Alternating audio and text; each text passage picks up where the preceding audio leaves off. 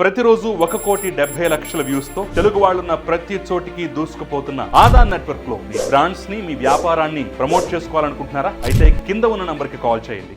నమస్తే, welcome to Aadan. నమస్తే మధుసూదన్ రెడ్డి గారు. నమస్తే కిషోర్ కుమార్.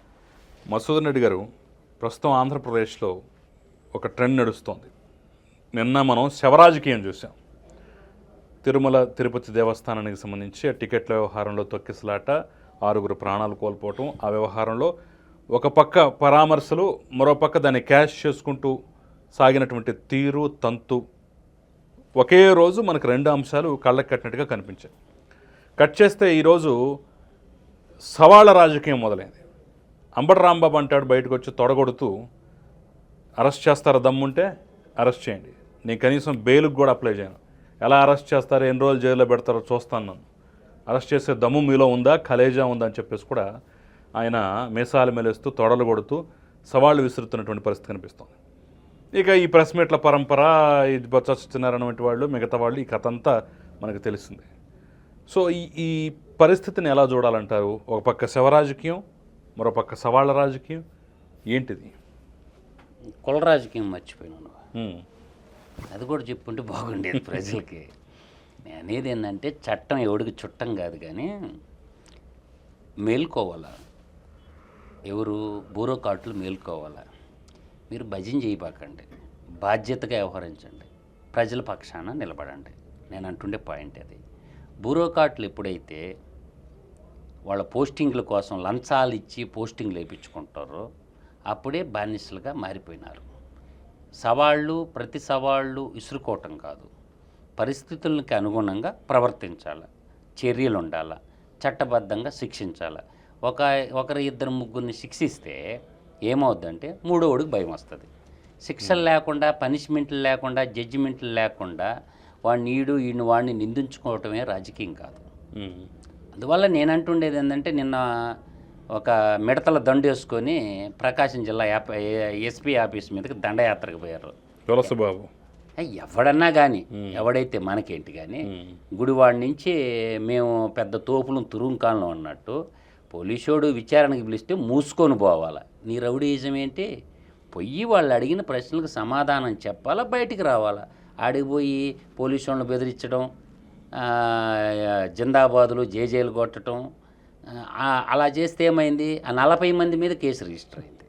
ఇప్పుడు ఎక్కడికి పరిగెత్తుతారు? ఎక్కడికి పోతావో చిన్నవాడ, నా చూపుల్లో చిక్కిన వన్నికాడ అని చెప్పి పాట ఉంటుంది కదా, ఆ సీసీ కెమెరాలో రికార్డ్ అయింది. ఇప్పుడు ఎక్కడోళ్ళు ఎక్కడ పరారు, పోలీసు వాళ్ళు ఆటాడతారు. అంతా రౌడీయిజం, దౌర్జన్యం కాదు. నిన్న తిరుపతిలో జరిగిన సంఘటన 100% అది అడ్మినిస్ట్రేషన్ వైఫల్యం. అందువల్ల దాన్ని కప్పిపుచ్చుకోవటానికి ఒకరు నిందించుకోవటం, యానించుకొచ్చింది సోషల్ మీడియాలో రచ్చ. గోదావరి పుష్కరాలతో మొదలుపెట్టారు, అర్థమైందా? గోదావరి పుష్కరాలతో మొదలుపెట్టి నిన్న తిరుమల దాకా తీసుకొచ్చారు. ఏమని స్టేటస్లు పెట్టుకుంటారు? సైకో సైన్యం ఏమని స్టేటస్లు పెట్టుకుంటుంది? చంద్రబాబు నాయుడు వల్ల 90 మంది చచ్చిపోయినారు అన్నారు. అవతల ఈ పక్క కూటమోళ్ళు గమ్ముకుంటారా? కచ్చిలూరు సంఘటనలో ఎంతమంది చచ్చిపోయినారు? సైకో రెడ్డి, 11 రెడ్డి అని వాళ్ళు. తర్వాత అన్నమయ్య డ్యాములో నువ్వే కూల్చేసినావు, గ్రీజ్ 39 మంది దాకా పొనుకున్న వాళ్ళని చంపేసినావు అని వీళ్ళు మొదలు పెట్టినారు. ఆ తర్వాత రుయ్యా హాస్పిటల్లో ఆక్సిజన్ కొరత చేత పసిపిల్లలను చంపేసినవరా అని చెప్పి వాళ్ళు అన్నారు. తర్వాత ఎల్జీ పాలిమర్స్లోకి సంబంధించి అది ఒక సంఘటన గురించి చెప్తారు. ఇవన్నీ ఏంటంటే శవాల మీద పేలాలు ఏరుకోవటం అని నేనంట. ఎవరు కూడా కావాలని చేయరు, ప్రజల్లో కూడా అవేర్నెస్ ఉండాలి, కార్యవర్గంలో కూడా బాధ్యత ఉండాలి. ఇవాళ మనం రోజు యాక్సిడెంట్లు ఎంతమంది చచ్చిపోతుంటారు? ఆడికి పరామర్శలకి వీళ్ళందరూ. ఇప్పుడు యాక్సిడెంట్లు ఎంతమంది చనిపోతారు నాకు చెప్పండి? బోల్డ్ మంది డైలీ చచ్చిపోతారు. ఒకసారి యాక్సిడెంట్ స్టాటిస్టిక్స్ తీసుకోండి. అనేది ఏంటంటే, ప్రజల్లో కూడా కొంచెం మూఢ విశ్వాసాలు ఇవన్నీ వదిలేసుకొని, నిన్న తిరుపతిలో జరిగిన సంఘటన 100% అది మానవ తప్పిదమే, అడ్మినిస్ట్రేషన్ ఫెయిల్యూర్. కాబట్టి అక్కడ పనిచేసిన అధికారుల మీద కొరడా రులిపించి, వాళ్ళ మీద హత్యా నేరాలు మోపి వాళ్ళని జైలుకు పంపించుంటే షబాష్ అని ఉండేవాళ్ళు.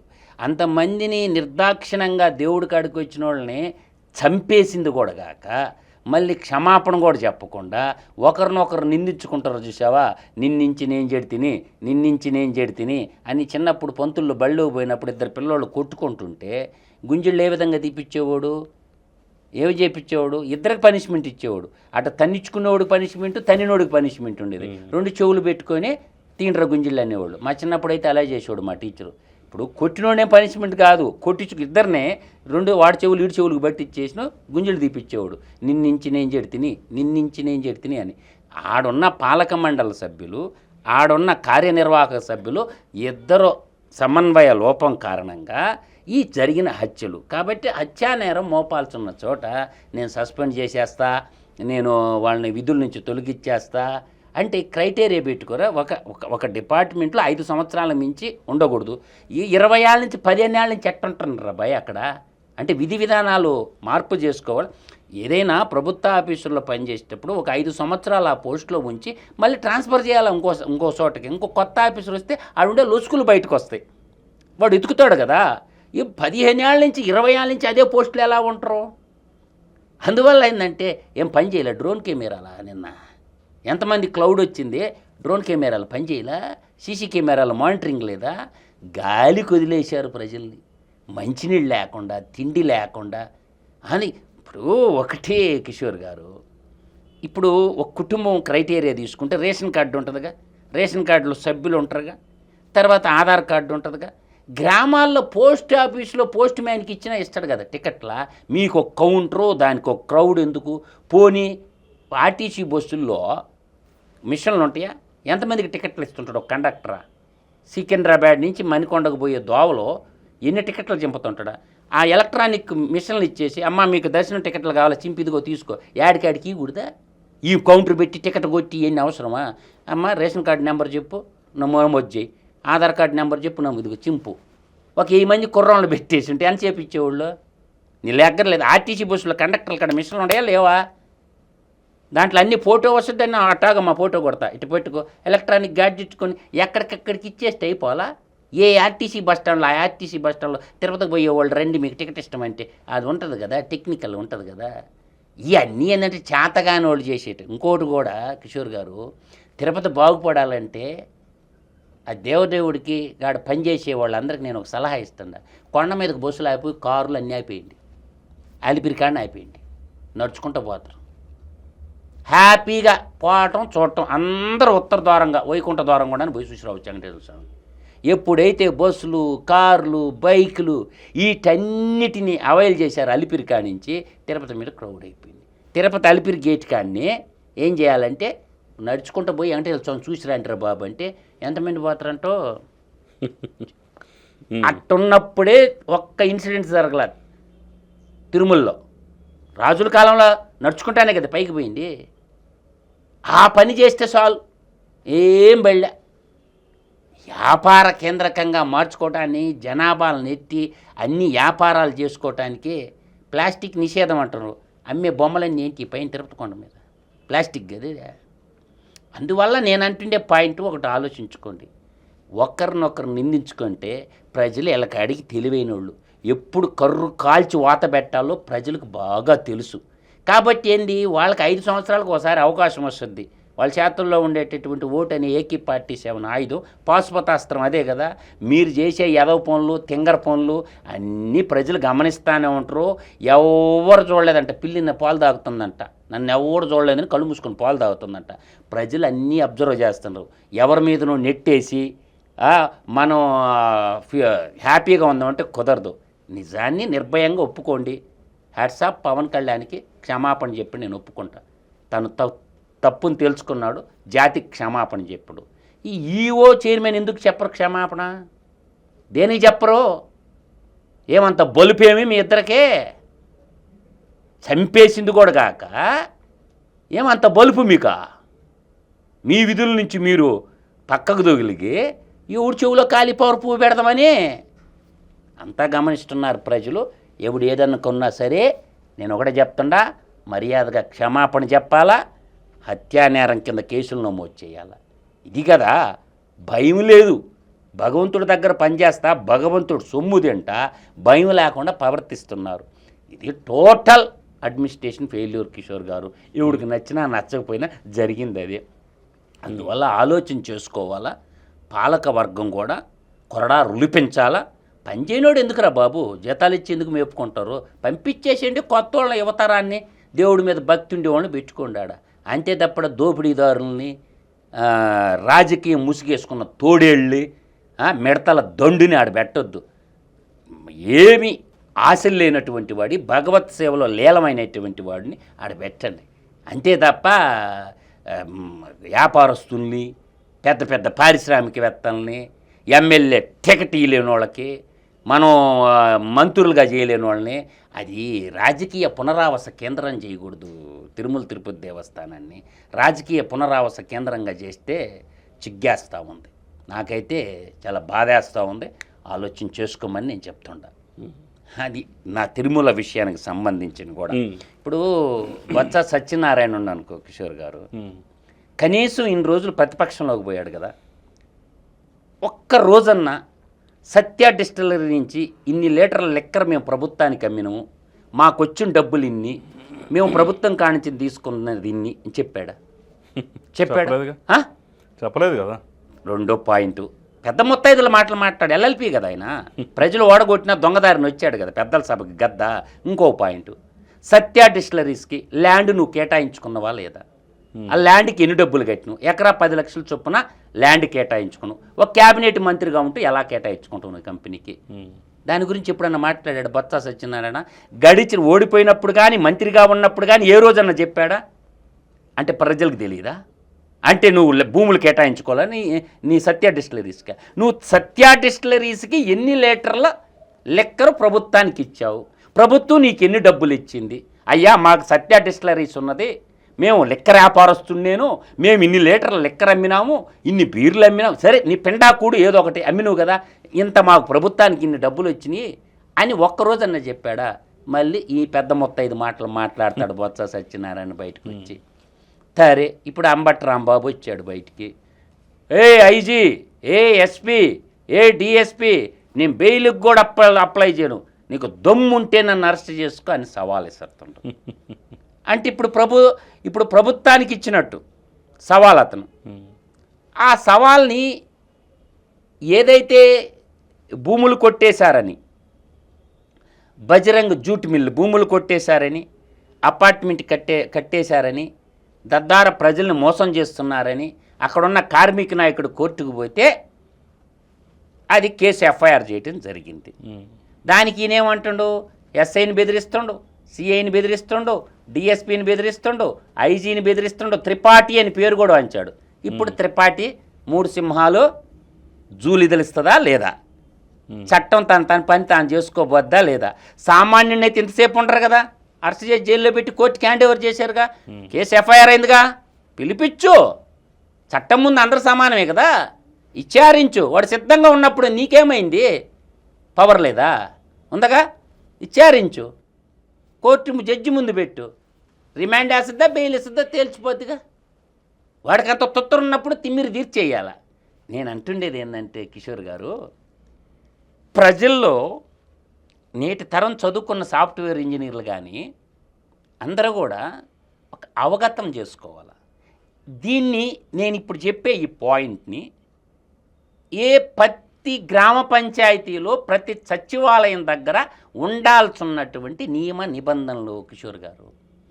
ప్రభుత్వాలు ప్రజలకి చెప్పకుండా, చట్టాల పట్ల అవగాహన కల్పించకుండా, చట్టం గురించి ప్రజలకు చెప్పకుండా దాపెట్టుకొని ప్రజల్ని మూఢత్వంలో పెట్టి, నేను అంటుండేది ఏంటంటే వన్ బై వన్ చెప్తాను లేట్ అయిన కిషోర్ గారు.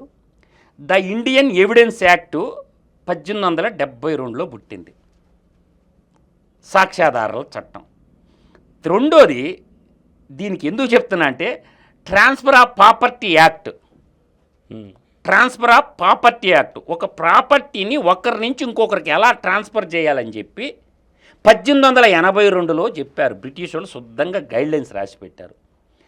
ఈ చట్టం పట్ల గ్రామాల్లో రైతులకు కానీ ఎవరికైనా అవగాహన ఉందా కిషోర్ గారు? ఇది ఒక చట్టం ఉంది, ఒక ప్రాపర్టీని ఎవరి నుంచి ఎవరికి ఎలా ట్రాన్స్ఫర్ చేయాలని ఎవరన్నా చెప్పారు ఆడన్నా ప్రభుత్వ అధికారులు? పోనీ మండల రెవెన్యూ ఆఫీసర్లు, ఈఆర్ఓలు, ఆర్ఐలు, ఆర్డీఓలు, తర్వాత మన జాయింట్ కలెక్టరు, మంత్రులు, రెవెన్యూ మంత్రి చెప్పాలి కదా. గ్రామీణ ప్రాంతాల్లో ట్రాన్స్ఫర్ ఆఫ్ ప్రాపర్టీ యాక్ట్ 1882 ఉందమ్మా, కొంచెం దాని ప్రకారం చూసుకోండి అని చెప్పాలి కదా. తర్వాత ద రిజిస్ట్రేషన్ యాక్ట్ 1908. చూడండి ఇటువంటి అద్భుతమైన చట్టాలు తయారు చేశారు అప్పట్లోని, మన స్వతంత్రం రాకముందే ఈ చట్టాలన్నీ ఉన్నాయి. తర్వాత ఇంకోటి బౌండరీస్కి వస్తుంది. ఒక ల్యాండ్ కానీ ఏదన్నా బౌండరీస్కి సంబంధించి the Andhra Pradesh survey boundary act 1923. బాగా ఆలోచన చేసుకోండి. ఎప్పుడన్నా ఇటువంటి మాటలు చెప్తారా రాజకీయ నాయకులు? ఒక చట్టం ఉందమ్మా, సర్వే అండ్ బౌండరీ యాక్ట్ ఉంది, హద్దులు నిర్ణయించేది 1923లోని తయారైన చట్టం ఉందమ్మా, ఎవడన్నా చెప్పాడా? తర్వాత the Andhra Pradesh schedule area land transfer రెగ్యులరేషన్ act 1959. ఎక్కడైతే ఆదివాసీలు గిరిజనులు ఉంటారో అక్కడ ఎవరు భూములు కొనాలా, ఎవరు కమ్మాలా అనే ఒక చట్టం ఉంది. గిరిజనేతరులు అక్కడ భూములు కొనకూడదు, అమ్మకూడదు. ఆ చట్టం గురించి చెప్తే గిరిజనేతరులు పోయి అక్కడ భూములు కొనరు కదా. ఇది ఒకటి ఉంది. తర్వాత ఇంకోటి చెప్తా, ద ఆంధ్రప్రదేశ్ ల్యాండ్ రిఫార్మ్స్ అని వచ్చింది. అసలు రిఫార్మ్స్ అంటే ఎవడికి తెలియదు ఈ రోజుకి కూడా. దాన్ని సీలింగ్ అండ్ అగ్రికల్చర్ హోల్డింగ్స్ అంటారు. ఇది 1973లో వచ్చింది చట్టం. అంటే ఒక వ్యక్తికి లేదా కుటుంబానికి ఎన్ని ఎకరాలు భూమి ఉండాలని రిఫార్మ్స్ యాక్ట్ ఒకటి ఉంది కదా, ల్యాండ్ సీలింగ్ యాక్ట్. ఇప్పుడు ఆ ల్యాండ్ సీలింగ్ యాక్ట్ పనిచేస్తుంది ఆంధ్రప్రదేశ్లో. నాకు చెప్పమాను, ల్యాండ్ సీలింగ్ యాక్ట్ పనిచేసి ఉంటే జగన్మోహన్ రెడ్డికి 1559 ఎకరాలు భూములు ఆడెలా వచ్చినాయి? సజ్జల మన అనుకున్నాం కదా, సజ్జల అయిందే 72 ఎకరాలు సుధీర్ రెడ్డి, దివాకర్ రెడ్డి ఉంది కదా. నేను చెప్పాను కదా, ఖాతా నెంబర్తో సహా చెప్పిన 1519 సీకే దీన్ని మండలం, చింతకొమ్మి దీన్ని మండలం, వైఎస్ఆర్ జిల్లాలో ల్యాండ్ సీలింగ్ యాక్ట్ పనిచేసిందా? ల్యాండ్ సీలింగ్ యాక్ట్ మీద కేసు పెట్టొచ్చా పెట్టకూడదు నాకు ఒకసారి ఊహించుకోండి. ఉందగా అది ల్యాండ్ సీలింగ్ యాక్ట్ కాదు, కబ్జా చేసి అది వేరండి. నేననేది అక్కడున్న సబ్ రిజిస్ట్రార్కి తెలియదా ల్యాండ్ సీలింగ్ యాక్టు? నేనేది కబ్జా చేసిన 42 ఫారెస్ట్ భూములు, డీకేటీ భూములు, తర్వాత ఆ ముచ్చట వేరే, అది కూడా చెప్తా వస్తుంది. నేనేంటి అక్కడ ఉన్నటువంటి సబ్ రిజిస్ట్రార్కి ల్యాండ్ సీలింగ్ యాక్ట్ తెలియదా? ముటేషన్ ఆమోదించినటువంటి ఎంఆర్ఓకి తెలియదా ల్యాండ్ సీలింగ్ యాక్ట్ రిఫార్మ్స్ 1973 అనే ఒక చట్టం ఉందని చెప్పి? ఆ కాగితాలు పెట్టుకొని అయ్యా దీని ప్రకారం నేను చేయకూడదయ్యా అని చెప్పొచ్చు కదా. అంటే తిలాపాపం తలా పిడికిడ అన్నట్టు. ఇంకా చూద్దాం. తర్వాత the urban land ceiling and regulation act 1976లో తెచ్చారు, పట్టణాలకు సంబంధించింది. ఇదంతా నేను ఎందుకు చెప్తున్నానంటే ఇప్పుడు వచ్చా అంబటి రాంబాబు కాడికి, ఈ సంక్రాంతి సంబరాల రాంబాబు దగ్గరకు వస్తా. ఇది తెలియకుండా రాంబాబు ఏదో కోటు వేసుకొని నేను పెద్ద లాయర్ని అంటే. తర్వాత the urban land ceiling and regulation act 1976లో వచ్చింది, పట్టణాలతో కూడా వచ్చింది. దాని తర్వాత ఆంధ్రప్రదేశ్ అసైన్డ్ ల్యాండ్స్ కీలకమైంది.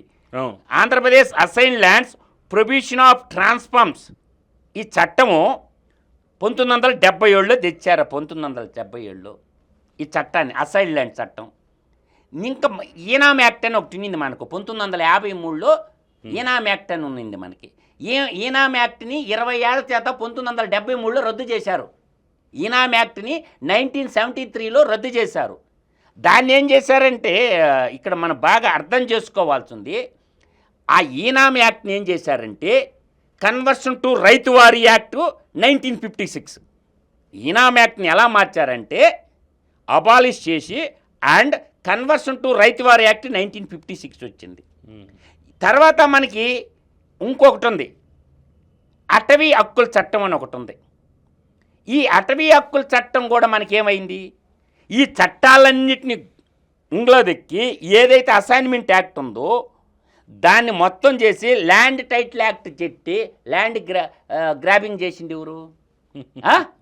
ఆశ్చర్యకరం విషయం ఏంటంటే కిషోర్ గారు, ఈ బొత్స సత్యనారాయణ ఇవన్నీ చెప్పడం మాట్లాడాలిగా. 2003కి ముందు గుర్తుపెట్టుకోండి, పేదలకు కానీ ఎవరికి కానీ ఇచ్చినటువంటి భూములు మొత్తం కూడా ఇది ఎందుకు చెప్పరు అని నేను అంటుండా. 2003కి ముందు ఇచ్చినటువంటి భూములన్నిటినీ కూడా క్యాబినెట్ మంత్రిగా ఉన్న బొత్స సత్యనారాయణ, క్యాబినెట్గా మంత్రిగా ఉన్నటువంటి ఎవరు అంబటి రాంబాబు 2023 డిసెంబర్ 19న 2023 డిసెంబర్ 19న ఒక దొంగ జీవో తెచ్చి జీఓఐఆర్ వెబ్సైట్లో పెట్టకుండా ఏం చేశారు, అసైన్డ్ ఈనాము చుక్కల భూములు ఈ అన్ని 13,59,000 ఎకరాలు, నాట్ ఏ జోక్, 13,59,000 ఎకరాలు. దాంట్లో నుంచి ఇవన్నీ ఏం చేశారు, నిషిద్ధ భూముల జాబితాలో నుంచి తప్పించి 22A రిజిస్ట్రేషన్ తెచ్చి ఈ మధ్య కూటమి గవర్నమెంట్ వచ్చిన తర్వాత 10 లక్షల ఎకరాలకు సంబంధించిన లావాదేవీలన్నీ పరిశీలిస్తే 3,86,000 ఎకరాలు అక్రమంగా తీసేశారని తెలిసిందట ప్రభుత్వానికి. ఎంత? 3,86,000 ఎకరాలు. చుక్కల భూముల జాబితానే, నిషిద్ధ భూముల్లో చుక్కల భూములే 1,94,000 ఎకరాలు అని ప్రభుత్వం ఇస్తున్నట్టుదే చెప్తున్నా, నా సొంత కవిత్వం ఏం చెప్పాల. చుక్కల భూములు 1,94,000 ఎకరాలు, తర్వాత నీకు 3,86,000 ఎకరాలు 22 నిషిద్ధ భూముల జాబితాలో నుంచి తిప్పించి ఎవడుకు దొరికిందల్లా వాడు రాసుకున్నాడే. అంటే ఏం చెయ్యాలి కిషోరు? ఈ గద్దలందరినీ, ఈ తప్పు చేసిన ఐఏఎస్ ఆఫీసర్లు కానీ, ఈ తప్పు చేసిన మంత్రులు కానీ శిక్షించే అధికారం లేదా ప్రభుత్వానికి? గవర్నర్ దగ్గర పెట్టి ఫైల్ అంతా, సార్ నువ్వే సంతకం పెట్టిన గవర్నర్ గారు, తొలి ముద్దాయి నువ్వేను, కాబట్టి నిన్ను కూడా అరెస్ట్ చేసే స్థాయికి ఉంది గవర్నర్ గారు. ఆయన ఎక్కడ పనిచేసిండు? సుప్రీంకోర్టులో, కర్ణాటక హైకోర్టులో చీఫ్ జస్టిస్గా పనిచేసి ఆంధ్రప్రదేశ్కి సుప్రీంకోర్టు జడ్జిగా ఉండి ఆంధ్రప్రదేశ్కి గవర్నర్గా వచ్చాడు. కాబట్టి ఆయనకి తెలియదు ఇవన్నీ, ఈ న్యాయ సూత్రాలు, ఈ చట్టాలన్నీ నేను చదివిన ఆయనకి తెలుసు కదా. కాబట్టి ఇన్ని చట్టంలో ఉన్న మన వ్యవస్థని వాడిని ఈయన్ని వాణ్ణి తిట్టుకుంటూ ప్రజలకు ఏమని మెసేజ్ ఇస్తున్నారు? ఒకరినొకరిని నిందించుకోవటం కాదు, చట్టబద్ధ పాలన అంటే ఏంటి కాదు. ఇన్ని అంశాలు బయటకు వచ్చిన తర్వాత, ఈ రకంగా దొంగ జీవోలు తీసుకొచ్చి ఈ రకంగా భూములు కొట్టేశారని తెలిసిన తర్వాత కూడా మరి వీళ్ళంతా ఎలా సవాలు విసరగలుగుతున్నారు? సవాల్ అంటే ఏం చేయలేరు.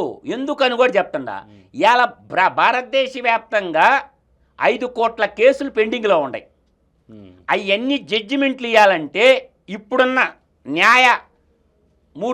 న్యాయమూర్తుల ప్రకారం పోతేనంట 324 సంవత్సరాలు పట్టద్దంట. ఎన్నే? 324 సంవత్సరాలు ఉంటుందంట. జైల్లో పెడతావు, 3 నెలలు ఉంటాను అత్తారింట్లో, నాకు బెయిల్ వస్తుంది, నన్ను పెరికేదేంది, ఈ జడ్జిమెంట్ వచ్చేది లేదు, చచ్చేది లేదు. అది వాళ్ళ ధైర్యం. ప్రజాప్రతినిధుల కోర్టులు త్వరితగతిన జడ్జిమెంట్లు ఇస్తూ ఉంటే వాళ్ళకి భయం అనేది ఉంటుంది. వాళ్ళ భయం ఏంది? భారతదేశం మొత్తం న్యాయ వ్యవస్థ అంతా పొణుకుండిపోయింది, 5 కోట్ల కేసులు భారతదేశంలో పెండింగ్ ఉండయి, 5 కోట్ల కేసులు విచారించి తీర్పులు చెప్పాలంటే 324 సంవత్సరాలు క్యాలిక్యులేషన్ టైం పట్టద్ది, ఈ జడ్జిమెంట్లు వచ్చేది లేదు, చచ్చేది లేదు అని చెప్పి వాళ్ళ యొక్క ధైర్యం, రాజకీయ నాయకులకి ధైర్యం. ఈలోపు ప్రజల్లో కొన్ని మనం ఉంటాయి కదా ప్రీబీస్ వదిలేసి మన అధికారంలోకి మనం దంతం, ఇప్పుడు మనల్ని వాళ్ళ దంతారు, రేపు మనం వాళ్ళ దంతం, ఈ భావజాలంతో ఉన్నారే తప్ప తప్పు చేపించిన వాడిని శిక్షించాలా, తద్వారా ప్రజల్ని రక్షించాలా అన్న భావజాలంలో లేరు కిషోర్ గారు. ఇప్పుడు అంత బలుపు ఉండకూడదు అంబటి రాంబాబుకి. నువ్వు చేస్తే సంసారం, ఎదుటోళ్ళు చేస్తే వ్యభిచారం అనకూడదు. మీ నాయకుడు ముఖ్యమంత్రిగా ఉన్న కాలంలో అన్యం పుణ్యానికి మాట్లాడితే ఎస్సీ అట్రాసిటీ పెట్టారు, మాట్లాడినోడు మీదల్లా రౌడీ సీట్లో పనిచేసి పెట్టారు. ఈడు దాకా వచ్చేళ్ళకి ఇప్పుడు వాడికి నొప్పి వచ్చింది. అందువల్ల ఏంటంటే అతను ఎస్సీ ఎస్టీల మీద ఎస్సీ అట్రాసిటీ మొట్టమొదటి పెట్టింది ఇక్కడే. అందువల్ల ఏంటంటే మిడిచి పడకూడదు ఎవరు కూడా. అందువల్ల మనం ఆలోచన చేసుకోవాల్సింది ఏంటంటే, ఇప్పుడు చెవిరెడ్డి భాస్కర్ రెడ్డి మీద పోక్సో చట్టం కింద కేసు పెట్టారు, ఇవాళ హైకోర్టుకు పోయాడు, కొట్టేశాడు, గమ్మ ఉంటాడు చెవిరెడ్డి భాస్కర్ రెడ్డి, మళ్ళీ సుప్రీంకోర్టుకు పోతాడు. ఇప్పుడు విజయపాల్ ఏం చేసిండు?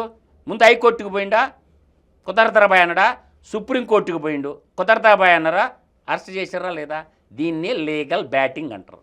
దీన్నే చంద్రబాబు నాయుడు గారు అప్రచానికుడు అనేది అందుకే. ఎంత దూరం పోతారో పోండ్రా అంటున్నాడు. నువ్వు చట్టం మన చేతిలోకి తీసుకోకుండా సుప్రీంకోర్టు దాకా బానిచ్చింది విజయపాల్ని. నేను అరెస్ట్ చేశారా లేదా? జైల్లో బెయిల్ రాకుండా ఉండడా లేదా? వాడికి తోడలుడు లేకపోతే వాడు సైన్యంలో చేరినాడు వాడిని కూడా నేను ఒంగోలు తీసుకొచ్చారా? కాసేపు జిందాబాదులు అన్నారా? తర్వాత ఏమర్రు 14 రోజులు రిమాండ్ వేశారా? ఇప్పుడు ఆ కేసులోకి వచ్చేళ్ళకే 2 ఇట్లు పడిపోయినాయి, 3 ఆమె పోయింది. ఒక డాక్టరు ప్రభావతి ఏదో ఒక సుప్రభాతం అనుకోండి, ఆ ప్రభావతికి నీ కోర్టు బెయిల్ నిరాకరించిందా? నెక్స్ట్ అరెస్ట్ చేస్తారు. ఆమెను కూడా సుప్రీంకోర్టుకు బానిస్తాడు చంద్రబాబు నాయుడు. పొమ్మ ఆడ కూడా ఏం చెప్తారు చూద్దాం, సుప్రీం పవర్లో పంపిస్తాడు. ఆడ బెయిల్ తిరస్కరించారనుకో అప్పుడు అరెస్ట్ చేసి లోపలేస్తారు. ఇప్పుడు ప్రభావతి పని అయిపోయింది, విజయపాల్ పని అయిపోయింది. A3 ఆడికి పోతాడా? A3 ఉన్నాడు కదా జగన్మోహన్ రెడ్డి మాము మాజీ ముఖ్యమంత్రి. ఆడదాకా వస్తుంది A3 దాకా కేసు, కానీ ఇంకా A1 A2 వరకే రాలేదు కదా. వస్తుంది అంటే రేపు వీళ్ళు అడగతారు జైల్లో ఉండేవాళ్ళు. వీళ్ళు బయటికి తీసుకురాలేదనుకో మేమేనా తప్పు చేసింది? A1 A2 నీకు బ్రహ్మానందం సినిమాలు అంటాడు కదా, నీ వెనకన్నోడు నీ అమ్మమ్మ కూడా ఆయనే అంటే మేము A3లో అయినవో A4లో అయినవో A3 అడిగిపోయిండు, A1 అడిగిపోయిండు, A2 అడిగిపోయిండు అని అడగరా? కోర్టు అడగద్దు. వీళ్ళని ఎందుకు అరెస్ట్ చేయలేదు? ఏడేంది వాళ్ళని అరెస్ట్ చేసిందాక వీళ్ళకి బెయిల్ రాదు. నీకు ఆడున్నోళ్ళందరిని అరెస్ట్ చేస్తే కానీ వీళ్ళకి జైల్లో ఉండేవాడికి బెయిల్ రాదు. ఎట్టుంటుందో లీగల్ బ్యాటింగా? దీన్నే లీగల్ బ్యాటింగ్ అంటారు. అంటే నీకు బెయిల్ రావాలంటే ఏం చేయాలా? వాళ్ళు ఛార్జ్ షీట్ వేయాలా. ఛార్జ్ షీట్ వేయాలంటే ఎప్పుడు వేస్తారు? కేసు ఇంకా దర్యాప్తులోనే ఉంది అంటాడు. సార్ దొరకలేదు సార్ వాళ్ళు అంటారు. ఎందుకు దొరకలేదు? జగన్మోహన్ రెడ్డి రోజు తిరగతానే ఉండదు కదా. దొరకలే జగన్మోహన్ రెడ్డి 307 పెట్టున్నారు కదా, ఎందుకు అరెస్ట్ చేయలేదంటే దానికి కక్ష, ఈర్ష్య, దేశం, పగ, ప్రతీకారం అనుకుంటారని చెప్పి 307 పెట్టినోడి సామాన్యుడిని అయితే ఎంతసేపు ఉంచరుగా. అసలు పోక్సో చట్టం కింద నాన్ బెయిలబుల్ కేసు అది పెట్టారు. చెవిరెడ్డి భాస్కర్ రెడ్డిది ఏమైంది? పోక్సో చట్టం ఎప్పుడు చేశారు? మన్మోహన్ సింగ్ చేశారు, 2012లో చేశారు పోక్సో యాక్ట్. ఈ పోక్సో యాక్ట్ ఏం చెప్పొద్దంటే కిషోర్ గారు, ప్రజలు అర్థం చేసుకోండి. ఈ పోక్సో యాక్ట్ క్లియర్గా the protection of child from sexual offence act 2012, A law in India that protect the children from the sexual abuse. It was passed in 2012 and appeals children under the age of 18. 18 సంవత్సరాల లోపు ఉన్న పిల్లల మీద తొందరపడి ఒక కోయిల ముందేకి వచ్చిందని నోరు జారారు. అమ్మాయికి రేపు జరగకపోయినా రేపు జరిగిందని వాగాడు. ఆ వాగటంలో ఏమైంది? ఈ సెక్షన్లో ఇరుక్కుడిపోయింది. కానీ the protect children from physical, emotional and sexual abuse. 2 provide support of victims, establish special court కూడా బయట పెట్టాడు. అయ్యాడు ఇంకోటి చూడండి, ఇక్కడ establishes special courts to try cases quickly. ఇది ఒక పాయింట్ ఉంది, కీలకమైన పాయింట్. స్పెషల్ కోర్టు పెడతారు దాని మీద, తీర్పు వచ్చేయాలి 6 నెలల లోపల. అందువల్ల ఏంటంటే ఇటువంటి చట్టాల పట్ల ప్రజల్లో చైతన్యం కలిగించాలా, అవగాహన కల్పించాలా. ఇప్పుడు ఏంటంటే గూగుల్ తల్లి వచ్చింది, యూట్యూబ్ ఛానల్లో కొంతమంది లా పట్ల ప్రజల్లోకి పోవాలని కొన్ని వీడియోలు చేయటం వల్ల అవేర్నెస్ కూడా బాగా పెరిగింది కిషోర్ గారు చట్టాల పట్ల. అందువల్ల ఈ చెప్పరు ప్రజలకి, నీ ఇంటికి నా ఇల్లు ఎంత దూరం, నా ఇంటికి వాడు నీడు తిడతాడు, ఇన్ని వాడు తిట్టుకుంటాడు, వాడి పెళ్ళికి ఈడిపోయి ముందే ఇన్విటేషన్ ఇస్తాడు. వీళ్ళు రాజకీయ ప్రత్యర్థులుగా ఉన్నోళ్ళు ఏం చేస్తారు తెలుసా? వీళ్ళ ఇళ్ళలో ఏమన్నా ఫంక్షన్లు జరిగి గృహప్రవేశాలు లేకపోతే మ్యారేజెస్లు జరుగుతున్నాయి అనుకో, ఏమవుతారు? ముందే పోయి ఇస్తారు వాడికి ఇన్విటేషను, రారా అని. అంటే ప్రజలు అర్థం చేసుకోండి, మీరు కింద కార్యకర్తలు బలైపోవాల్సిందే, పైన వాళ్ళంతా నాకు నువ్వు నీకు నేను అన్న థీరీ ఉండకూడదు అన్నమాట. అంటే వీళ్ళకి శిక్షలు పడతాయని మీరు అందరు భ్రమిస్తారు. శిక్షలు పడవు. నాకు నువ్వు నీకు నేను, నువ్వు అధికారంలో ఉన్నప్పుడు నన్ను జైల్లో పెట్టి, నేను అధికారంలో ఉన్నప్పుడు నేను జైల్లో పెడతా. కాబట్టి ఎక్కడో భారత ప్రజాస్వామ్య వ్యవస్థలో లోపం ఉంది, దాన్ని సరిదిద్దాల్సినటువంటి బాధ్యత పాలక వర్గం మీద ఉందని మాత్రం నేను చెప్పగలను.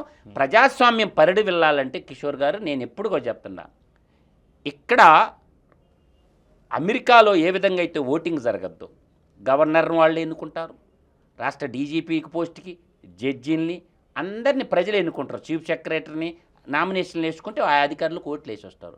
కాబట్టి ఒక్క ఏకస్వామ్యం కింద ఒక 10 మంది మంత్రుల కింద రాష్ట్రం ఉండటం కూడా ఈ దరిద్రాల కంటే కారణం అని ఇప్పుడు అర్థమవుతుంది. ఇప్పుడు అట్లా అందువల్ల ఏంటంటే లెంతీ ప్రాసెస్లో ఎలక్షన్ జరిగినా అమెరికా లాగో ఎవడు పవర్స్ వాడుకుంటే ఇప్పుడు అన్ని పవర్స్ ఆ, ఏదో ఒక వ్యక్తి చేతిలో బందీ అయ్యి ఉంటున్నాయి. కాబట్టి ఆ పవర్స్ లేనటువంటి కింద ఆఫీసర్లు గ్రౌండ్ దాకా ఏమవుతుందంటే పైనోడు ఏది చెప్తే అదే వినాల్సి వస్తుంది. అందువల్ల చట్టం లేదు, అధికారం ఉన్నోడిదే. వాడు ఏది చెప్పి వాడు కుక్క అంటే కుక్క, పంది అంటే పంది, బర్రె అంటే బర్రె, ఆవు అంటే ఆవు. అందువల్ల వాడు ఏది చెప్తే అదే నడుస్తుంది. చట్టాలు లేవు, చట్టాలన్నీ రాజకీయ నాయకులకు చుట్టాలే.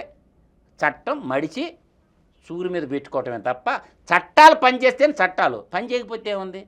అందువల్ల గడిచిన 5 ఏళ్లలో చూసాం కదా, నేనే చట్టం, నేనే రాజ్యాంగం, నేనే రాజు, నేను చేసిందే పరిపాలన అన్నది మనం చూసాం కిషోర్ గారు. అందువల్ల ఏంటంటే అటువంటి పాలన నుంచి ప్రజలు మేల్కొని ప్రశ్నించే తత్వాన్ని అలవాటు చేసుకుంటా ఉంటే రాష్ట్రం బాగుంటుంది, దేశం బాగుంటుంది. కాబట్టి రాజకీయ నాయకుల మాయ మాటలు లోనయ్యి మీ భవిష్యత్తులు పాడు చేసుకోవద్దని మాత్రం నేను చెప్పగలను.